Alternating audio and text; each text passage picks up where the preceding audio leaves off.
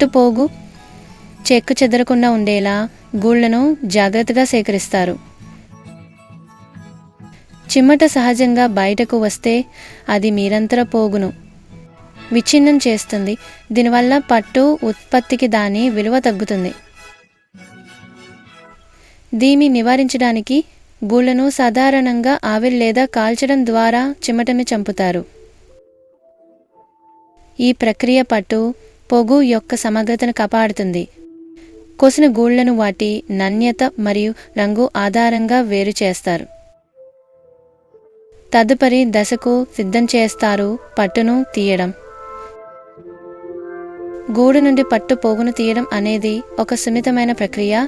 దీనిని రీలింగ్ అంటారు. గట్టిగా అల్లిన పోగును వదులు చేయడానికి గూళ్లను మొదట వేడి నీటిలో నానబెడతారు.